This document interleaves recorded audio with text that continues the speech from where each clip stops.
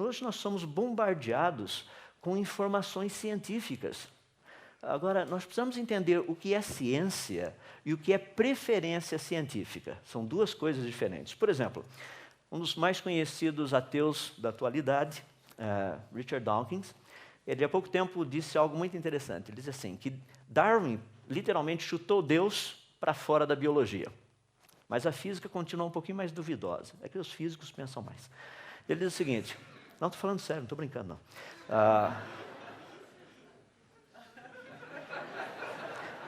Sei que vocês estão achando de errado. Eu até brinco com o pessoal, quer ver como eu sou sério nisso daí? Isso aqui não é biologia, isso aqui é física. Teu palme, teu celular, teu laptop, isso é física. Joga os físicos pela janela, lá se foi a tecnologia junto. Coisa séria. De qualquer forma, estou só tentando salvar a pátria aqui do lado dos físicos. Mas olha o que Dawkins colocou. Ele falou, Darwin praticamente chutou Deus fora da biologia. No entanto, Stephen Hawking, é quem agora está administrando o chamado coup de grace, ou seja, aquele golpe de misericórdia. Olha o golpe de misericórdia. O último livro dele, do Stephen Hawking, chamado Deus, um delírio.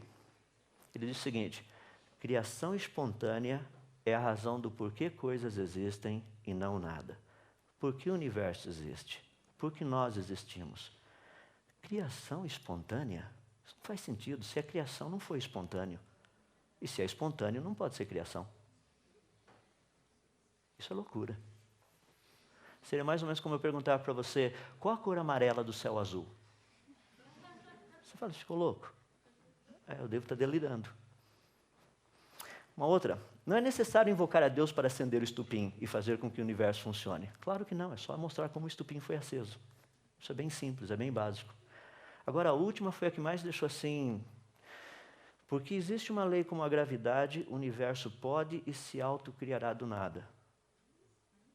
Como é que é? Vamos fazer o seguinte, eu vou te dar um montão de nada, daí você faz o que com esse montão de nada que eu te dei? Não, primeiro defina o que é um montão de nada. Qual a diferença entre nada e um montão de nada? O que um montão adiciona ao nada? E como que o nada, sendo nada, produziria algo que não é nada?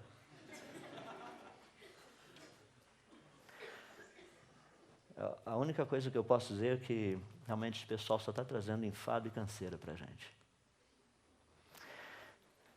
Tem um outro matemático bem conhecido, eu creio que vocês já devem ter ouvido falar dele, o Dr. John Lennox. Ele disse o seguinte, Stephen Hawking e outros não perceberam que a ciência deles não responde à questão do porquê alguma coisa existe e não nada. Pela simples razão que a ciência deles não consegue responder essa questão. Eles também não perceberam que a cosmovisão ateísta deles, que exclui Deus, é por suposição e não por razões científicas. Quero deixar claro para vocês, eu trabalho com um pessoal de laboratório aí, todos os crentes que estão lá conhecem bem essa ideia. Eu digo todos os crentes porque tem aqueles que creem que Deus existe e aqueles que creem que Deus não existe, mas são todos crentes. Os que creem que Deus não existe são nominalmente chamados de ateus, mas são crentes. Eles acham que Deus não existe. É impossível provar empiricamente que Deus não existe, você precisa ter fé para isso. Então não tenha medo de ateu, pode chegar e conversar reto e direto, falar assim, olha, feliz 1º de abril. Você fala, não entendi. É o dia dos ateus. Você fala, por quê? Porque na Bíblia diz o tolo no seu coração, não a Deus. 1º de abril é o dia do tolo, então é o dia deles. Eles podem curtir bastante o dia 1º de abril. Você fala, não, o cristão tem que tratar com amor. Claro, a gente está sendo amoroso. O que mais? Bom, entenderam o espírito da coisa. Deixa-me colocar para vocês, portanto, o que a ciência tem visto a respeito dessas questões. Dentro das muitas áreas de estudo, quando nós tratamos da criação, deixa-me dar apenas alguns argumentos, são argumentos filosóficos. Vou dar 5 deles que são básicos, são bem conhecidos, não são difíceis. Por exemplo, o argumento teleológico que afirma a ideia de coisas completas e perfeitas. Se existem coisas completas e perfeitas, é porque tem que ter um padrão de perfeição em algum lugar. Eu não teria condição de saber se algo é perfeito, está completo, se eu não tivesse um padrão. Mas pelo fato de um padrão existir, é possível saber se coisas são completas e perfeitas. O argumento estético fala a respeito de beleza, fala a respeito de verdade, porque se existe a ideia de alguma coisa estética, ou seja, de beleza e verdade, porque existe um padrão para isso. Quando nós tratamos do argumento evolutivo relacionado com escolha e vontade, se existe escolha, se existe vontade, é porque existe uma vontade absoluta por trás de tudo isso. Tem que ter. A questão de um argumento moral, a ideia de certo e errado, quem define o que é certo e errado? É porque existe um padrão moral de certo e errado que vai além da gente. Tem que ter. O próprio argumento cosmológico de causa e efeito talvez seja um dos mais importantes e um dos mais utilizados na ciência. Deixa eu ilustrar esse último dentro de algumas áreas da ciência especificamente. São alguns argumentos totalmente favoráveis a respeito da criação. Esse universo, a vida, eles foram criados. Quando nós olhamos, por exemplo, Albert Einstein tratando dessa questão, ele diz algo fascinante sobre o universo. Ele diz assim, que a coisa mais incompreensível a respeito do universo é que ele é compreensível. Como é que pode uma coisa dessa? Imagina que legal, você pega um monte de coisinha, joga lá e aquele monte de coisinha sempre cai de forma organizada. Você fala, não, tem que ter alguma lei por trás disso aqui. Sim, obviamente. O universo, ele faz sentido. O que não faz sentido, eu já tenho dito várias vezes, tenho ilustrado várias vezes, é a teoria da evolução. Dentro da teoria do evolucionismo, que é um chavão muito geral agora, não trata mais da parte biológica, porque tratamos da evolução do universo, evolução das galáxias, evolução das estrelas, evolução sei lá do quê. Só não trata da evolução da mente humana, porque a gente está indo na direção contrária. Mas todas essas evoluções estão saindo por aí. A ideia principal é, não, mas o universo evoluiu. Teoria do Big Bang. No universo, existem 3 vezes mais estrelas do que... Desculpe-me. 3 vezes mais estrelas, correto? Do que o número de todos os grãos de areia, de todos os desertos e de todas as praias do nosso planeta. Nosso Sol é uma estrelinha de quinta grandeza, magnitude 4,7. Diâmetro dele é aproximadamente 1.400.000 quilômetros, quase isso. Massa do Sol, 2 com mais 30 zeros depois quilogramas. O Sol transforma 4 milhões de toneladas de matéria em energia por segundo. Isso é apenas uma estrela e uma estrela pequena. No universo existem trilhões, de quadrilhões, de quintilhões de estrelas. E as pessoas têm a ousadia de dizer que todo esse negócio começou num pontinho do tamanho de um próton. 10 a menos 15 metro. Pega 1 milímetro, divida por 1000, pega esse pedacinho, divide por mais 1000, pega um pedacinho, divide por mais 1000, pega um pedacinho, divide por mais 1000, pega um pedacinho. Coloca o universo inteiro ali dentro. E as pessoas chegam para você, quando você fala para as pessoas, eu não acredito, eles falam assim, de que planeta você é? Daquele planeta fora do hospício. Porque todos que moram no hospício devem acreditar nesse tipo de coisa. Pessoal, não estou brincando, estou sendo sério. Nós estamos tratando de ciência. Tanto é que no livro do Hawkins, eu tenho dito várias vezes, é o exemplo que eu mais cito, tenho citado, assim, vez após vez, em todos os lugares, para que as pessoas entendam. Olha essa frase aqui embaixo, leis físicas estranhas e desconhecidas. É assim que é definido como o universo teria vindo à existência através de um Big Bang. Daí eu coloco esse filme, que foi o primeiro filme a ganhar um prêmio, literalmente, um Oscar, vamos colocar assim, tá, de efeitos especiais, muito legal, tratando a respeito da abertura do Mar Vermelho. Pergunta, bem simples. Segundo o relato bíblico, como o Mar Vermelho teria sido aberto? A resposta é simples, por meio de leis físicas estranhas e desconhecidas. Porque pelas leis físicas conhecidas, esse mar não teria se aberto. Nós conhecemos as leis físicas, nós estamos tratando de um milagre. Leis físicas estranhas e desconhecidas. Isso é milagre, é a definição técnica de milagre. Como que o universo teria vindo à existência segundo a teoria do Big Bang? Por meio de leis físicas estranhas e desconhecidas, colocando no linguajar correto, por meio de um milagre. E as pessoas chamam esse milagre de ciência. A ciência não trata com milagres. Não é a área dela. A ciência trabalha com evidências. A ciência trabalha com leis. A ciência trabalha com coisas práticas. Por exemplo, algumas leis para nós pensarmos aí. As leis da termodinâmica. Só por essas leis já fica resolvido de uma forma simples e clara a respeito da origem do universo. Nós conhecemos a primeira lei, a segunda lei. A primeira lei praticamente diz que a energia total do universo é constante. Apenas o que o universo faz é transformar um tipo de energia em outro tipo de energia, e à medida que essas energias vão sendo transformadas, a qualidade da energia, o tipo de energia se torna menos aproveitável para produzir trabalho, para fazer alguma coisa. Em outras palavras, se o universo ainda tem alguma energia aí, que é possível utilizá-la, é porque lá no passado um tipo de energia básica original teve que ser criado. Isso é óbvio, vem direto da lei. Energia foi criada, porque o universo não está criando energia do nada. Ele só está pegando a energia que já existe e transformando essa energia em outros tipos de energia.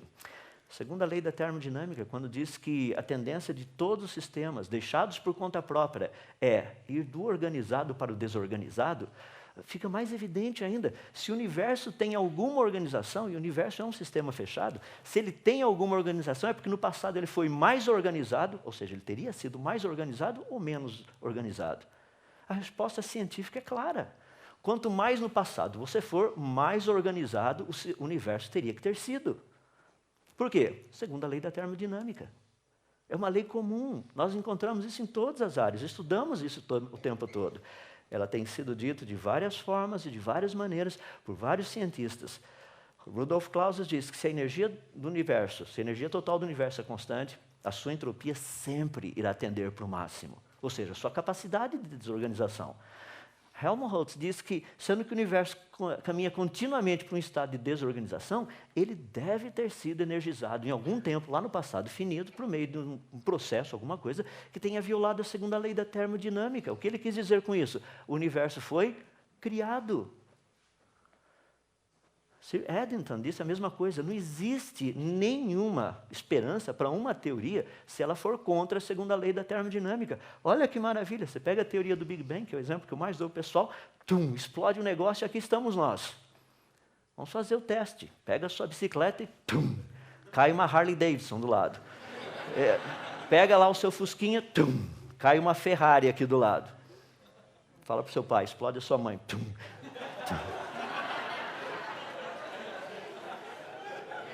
Não funciona, tá? Não precisa falar para o seu pai.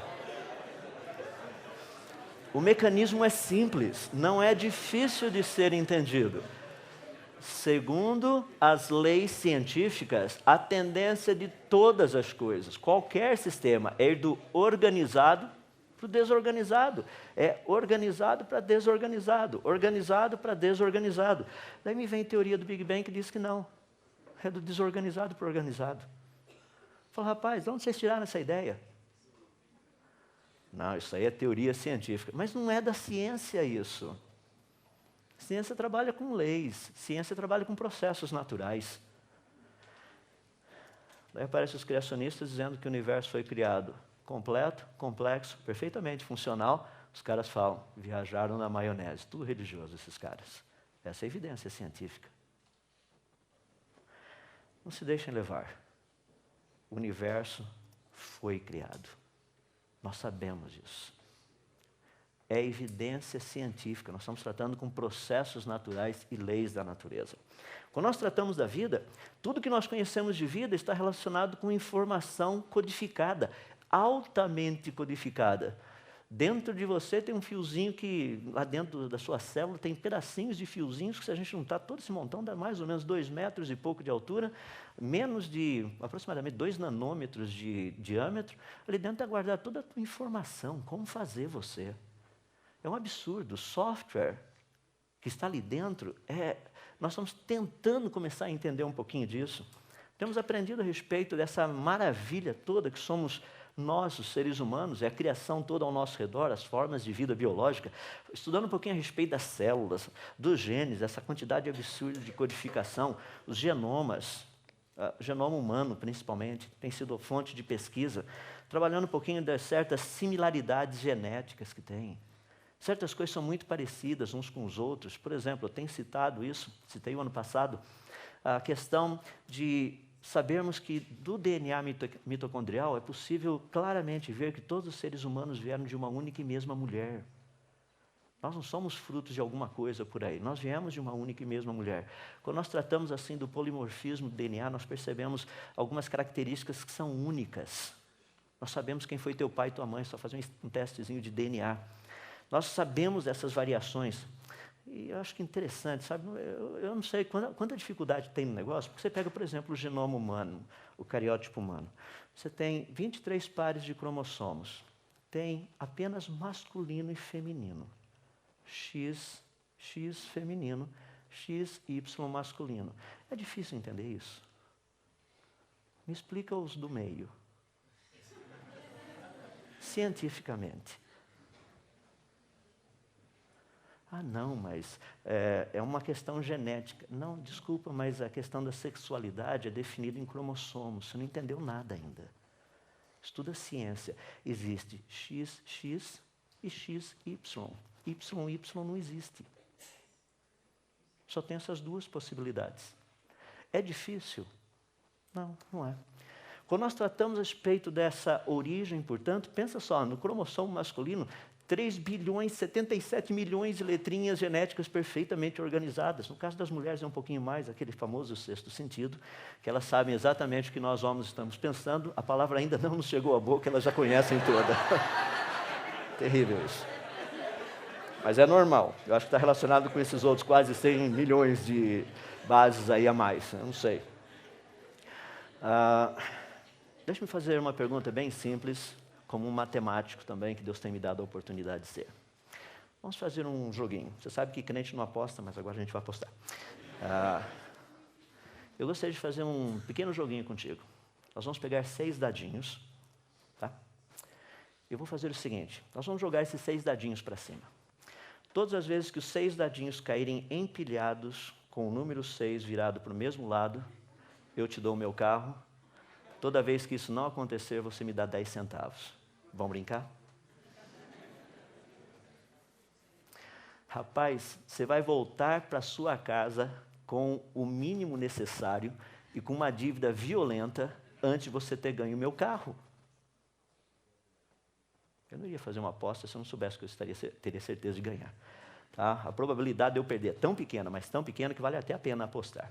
É por isso que eu falo assim, é só você saber um pouquinho, você sabe aonde você investe sua vida. Quando você conhece o cristianismo, rapaz, é uma covardia não apostar que ele está certo. É espetacular a coisa. A ênfase, a estrutura e tudo mais.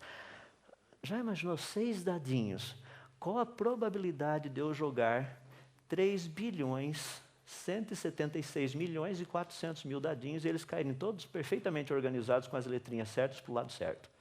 As pessoas chegam para mim e falam, você está falando do genoma humano. Sim, estou falando do genoma humano. Não, mas isso demorou milhões de anos. Não, eu te dou milhões de anos para você jogar os dadinhos para cima. Pode jogar, quando você quiser. Não é uma questão de tempo. Você fala, mas você acha que isso não aconteceu? Eu falo, eu não acho, eu tenho certeza que isso não aconteceu. Eu sou físico e na área de matemática eu me especializei em probabilidade estatística. Tem coisa que não acontece.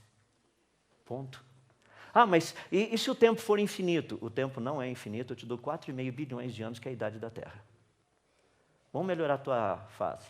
3,7 bilhões de anos, que não que seja a idade da Terra, mas a idade que os evolucionistas dão para a Terra, e eu te dou 13,7 bilhões de anos, que é a idade que os evolucionistas dão para o universo. O tempo não é infinito, você tem 13,7 bilhões de anos para fazer todas as suas tentativas. Faça. Qual o número de variáveis mesmo? Quantas delas precisam ter caído na mesma direção? Rapaz, está falando de fé? É que as pessoas não pensam desse jeito. Quando nós estudamos ciência, quando nós olhamos para todo esse lado, nós sabemos de uma forma bem simples que matéria inorgânica produz organismos vivos através de informação codificada.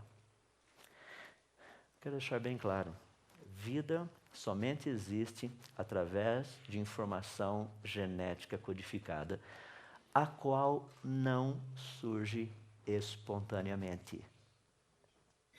Vocês conseguiram entender? Não existe uma lei da natureza, um processo natural que produza informação codificada. Sem informação codificada, vida não existe. Quer saber qual a origem da vida? Descubra qual a origem da informação codificada. A origem da informação codificada não é nem processos naturais, nem leis da natureza. Resposta científica, a vida foi criada. Não é difícil isso. Não é difícil, mas as pessoas têm dificuldade em entender essa questão toda, embora a ciência trate disso o tempo todo. Informação genética codificada ou informação codificada não é resultante de processos naturais e leis da natureza. Nós sabemos disso. Vida foi criada. Eu quero que vocês não tenham dúvida. A evidência científica aponta que tanto o universo quanto a vida foram criados. Eu posso dizer para vocês que existem muitos cientistas que estão plenamente, perfeitamente convencidos dessa verdade. Quando nós olhamos a questão básica a respeito do universo, nós vemos todas essas coisas criadas, nós sabemos que elas não são fruto do acaso. A evidência é contra essa ideia de ser fruto do acaso. Não é, não foi. Essas coisas todas, essas megas estruturas, essas coisas perfeitamente funcionais, elas foram criadas. Tanto é que um dos físicos muito conhecidos do século passado, principalmente na área específica de física de partículas, Dr. Compton, que pesquisou, descobriu, inclusive ganhou um prêmio Nobel pelo chamado efeito Compton, ele disse o seguinte: para mim, fé começa com a compreensão de que uma inteligência suprema trouxe o universo à existência e criou o homem. Da onde vem esse tipo de fé? Como nós ouvimos, é raciocínio, é pensamento. Ele diz o seguinte: não é difícil para mim ter esta fé. Por quê? Pois um universo organizado e inteligente testifica a favor da maior afirmação jamais pronunciada. No princípio, Deus. Meus irmãos, minhas irmãs, quem disse isso foi um prêmio Nobel em física. Não foi um Zequinha estagiário. Não, é um prêmio Nobel. É alguém que sabe do que está falando, um homem reconhecido. O universo foi criado. Quando nós olhamos para a vida, rapaz, 15 semanas, só vai me dizer que isso aí não é ser humano? Eu não sei como as pessoas pensam em termos de aborto, acho que, não sei, as pessoas não têm noção do que eles estão fazendo. Vida, o que os cientistas têm dito por aí? O professor Dr. Marcus Eberlin, da Unicamp, 470 publicações científicas, mais de 6.000 citações dos seus trabalhos. Fomos planejados. Essa é a maior descoberta científica de todos os tempos. Fomos planejados, nós não somos frutos do acaso. Esqueça esse negócio de evolução. Agora, como cristãos, nós precisamos aprender a gerenciar tudo isso. Nós precisamos, foi aquilo que nós ouvimos na palestra anterior. Há uma necessidade de colocarmos esse tipo de pensamento. Essas são verdades, precisamos trabalhar com essas verdades. A maioria dos cristãos chega aí fora, fala para o professor de biologia: professor de biologia, se o senhor continuar falando de evolução, o senhor vai para o inferno. Rapaz, ali é aula de biologia, não é aula de teologia, você manda para o inferno depois. Agora você vai tratar de biologia. Professor, se toda a vida está baseada em informação genética codificada, e nós sabemos que processos naturais e leis da natureza não produzem informação genética codificada, o senhor poderia, por favor, me dar uma explicação científica de como vida teria surgido por acaso? Rapaz, você quebra a perna do professor ali sem ele perceber. Você colocou ciência. Agora, é óbvio, você fala assim: mas professor, não consigo entender como que o senhor não entende, o senhor não acredita que Deus criou o mundo. Rapaz, daí o teu professor te dá um zero lá. Bom, se bem que o teu professor não pode dar zero pelo fato de você falar de coisa de teologia, porque ele não ensinou teologia, então ele não pode dar zero. Ele pode dar zero só naquilo que ele ensinou. Como não era aula de teologia, ele não pode te dar zero nisso. Então você pode falar que ele não vai te dar zero. E se der, você vai no Procon e reclama. Porque ele está dando zero em cima de matéria não dada. Então é bem legal a coisa. Mas nós precisamos aprender a trabalhar dentro do nível onde as coisas estão.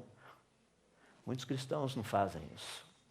O que eu queria que você entendesse é que nós, ao olharmos a ciência, nós vemos algo muito bonito. A fuga dessas pessoas que não querem aceitar o criacionismo não é uma questão científica. Ouçam o que eu vou lhe dizer. Não é uma questão de falta de evidência científica.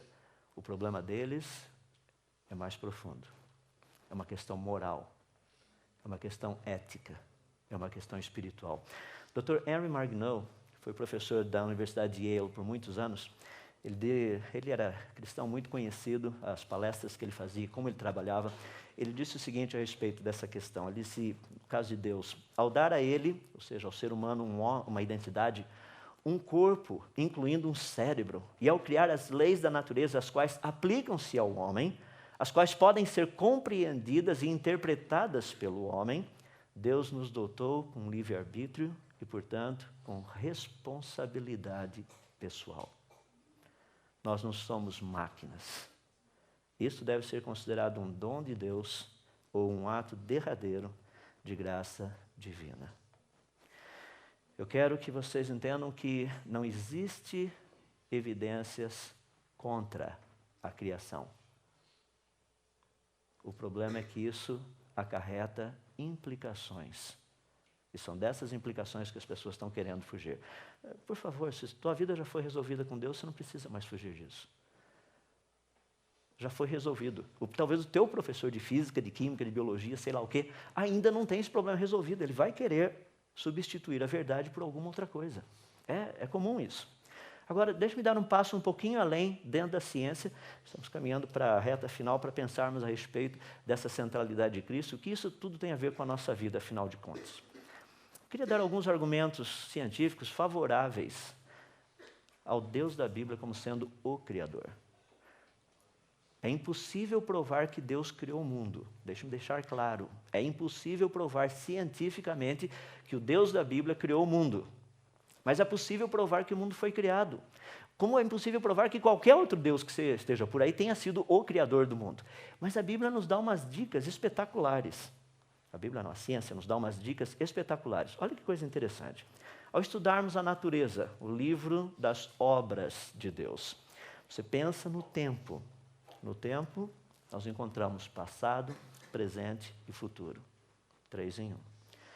Quando nós estudamos o espaço, nós temos altura, largura e profundidade. Novamente, 3 em 1. Quando nós estudamos a base da matéria, os átomos, nós encontramos prótons, nêutrons e elétrons. Novamente, 3 em 1. Quando nós estudamos os estados da matéria, nós encontramos sólido, líquido e gasoso. Novamente, 3 em 1. Quando nós estudamos a base de funcionamento de uma célula, nós encontramos DNA, RA e proteínas, novamente 3 em 1. Quando você pega a codificação genética, os nossos nucleotídeozinhos são sempre nos códons 3 em 1. Quando você estuda música, você tem melodia, harmonia e ritmo, você tem 3 em 1. Quando você coloca um banquinho em pé, você precisa de 3 perninhas, 3 em 1. E a lista vai, eu poderia citar exemplos e mais exemplos. Qual a característica evidente da natureza? 3 em 1. Essa é a característica da natureza. O difícil é que se nós não tivéssemos a revelação, tudo que a gente poderia saber, e não tenha dúvida, a posição científica, se não houvesse Bíblia no planeta, seria o seguinte: quem criou é 3 em 1. Essa é a evidência científica, 3 em 1. O mundo é 3 em 1. Mas é que nós temos a Bíblia que nos conta a respeito disso. Ou seja, as duas afirmações que nós podemos dizer é que a Bíblia, naquilo que ela propõe, que o mundo foi criado, e que Deus, o Deus da Bíblia, criou o mundo. Daí você tem todas essas montoeiradas de religiões por aí, cada uma delas, pelo menos algumas delas aí, falando a respeito de esse Deus que criou o mundo, mas qual delas estaria correta? O Deus da Bíblia, ele não é um Deus politeísta, não são 3 deuses. A Bíblia é monoteísta, é um Deus em 3 pessoas, o Pai, o Filho e o Espírito Santo. Ou seja, a característica principal e única do Deus da Bíblia é 3 em 1. Não é difícil nós estudarmos a natureza e chegarmos a qual conclusão? O Deus da Bíblia é o Criador. Ele é o Criador. Agora, eu queria poder fechar dando a vocês a razão do porquê tudo isso é importante. Nós somos bombardeados com isso. Eu fui bombardeado com isso durante toda a minha vida. Continuo sendo bombardeado, inclusive agora sendo criacionista, muito mais ainda. As pessoas falam, mas como é que pode? Não é possível. Pleno século XXI sendo criacionista. Eu viro para eles, mas como é que pode? Não é possível. Pleno século XXI sendo evolucionista. As pessoas falam, mas vocês criacionistas são um grupinho. Vocês acreditam? Olha só, olha a quantidade de evolucionistas. Vocês acham que vocês estão certos? Meu argumento é reto e direto. Falo, olha, me desculpe, mas ciência não se ganha, não se prova sendo verdadeiro ou falso pelo número de adeptos. A gente vai para o laboratório. Quer ir? Vamos lá. Vamos fazer os testes. Por exemplo, você pega teu invertebrado, a gente vai sentar e ver o teu invertebrado virar no vertebrado. Fala, isso daí demora milhões de anos. Não, o tempo não faz isso. Estou esperando os processos naturais. Me diz quais processos naturais. Não, vão ser pequenas variações. É mesmo? Como é que funciona aquele sistema de autocorreção que tem no DNA?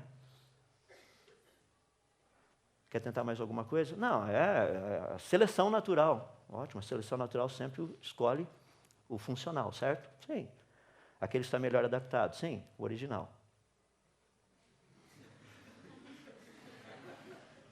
Quer tentar mais alguma coisa? Mas como é que você não aceita a evolução? Estou esperando uma evidência. Olha ao seu redor. Estou olhando, cadê?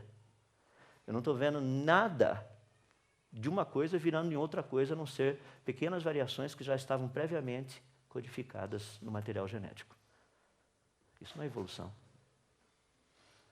Não, mas você não consegue ver. Realmente, eu não consigo ver o que não existe, eu não consigo. Eu só consigo ver o que existe. Me dê as evidências, nós trabalhamos em cima. Então, nós precisamos entender que essa luta que nós passamos de ideias, nós precisamos colocar na nossa mente para funcionar. Porque quando nós entramos nas Escrituras, a Bíblia fala muito clara a respeito da autoria da criação. Primeiramente, se você estudar lá em Isaías, a ênfase que Deus dava no Velho Testamento, uma ênfase muito forte, ele dizia o seguinte: olha, eu sou o Criador, fui eu que fiz os céus e fiz a terra. Não são esses outros deuses aí, o Deus Tempo, por exemplo, dá bilhões de anos e tudo acontece, isso não existe. Porque o próprio tempo foi criado. Deus, que é eterno, ele criou algo para mostrar a eternidade dele. Esse negócio que ele criou se chama tempo. O tempo foi criado. Deus é eterno. Como você traduz eterno dentro de um outro contexto? Você cria o tempo. Daí tem pessoas que ficam perguntando, quando que Deus criou? Quando que Deus surgiu? Deus é eterno, é o tempo que foi criado. O tempo é algo que Deus criou para que nós pudéssemos ter uma percepção, uma noção do que significa ser eterno. Ah, mas o eterno é um tempo sem limite. Você está colocando no linguajar nosso, mas isso daí define um negocinho pequenininho de um negócio que é grandão. Não, mas é assim que funciona. Deus é luz, é por isso que ele criou radiação eletromagnética. Ah, Deus é a radiação eletromagnética? Não, ele criou um negócio para a gente entender o que ele é. Deus não é radiação eletromagnética. Tem gente que chega e vai, acha lá no céu, vai pegar um aparelhinho lá, nossa, olha só a radiância de Deus aqui. Não é assim que funciona, ele é luz. O que foi criado, isso a gente mede. Ele nós não conseguimos medir. Porque ele criou algo que nós pudéssemos, talvez de uma forma assim palpável, se eu puder colocar nessa forma de expressar, quem ele é. Eu não sei o que é eterno, mas eu sei o que é um tempo muito grande. Eu não sei o que é luz, mas eu sei o que é radiação eletromagnética. É assim que Deus se expressa, ele coloca isso. Ele faz questão de dizer no Velho Testamento, eu sou o Criador de todas as coisas. Livro de Apocalipse. Tu, Senhor e Deus nosso, és digno de receber a glória, a honra e o poder, porque criaste todas as coisas, e por tua vontade elas existem e foram criadas.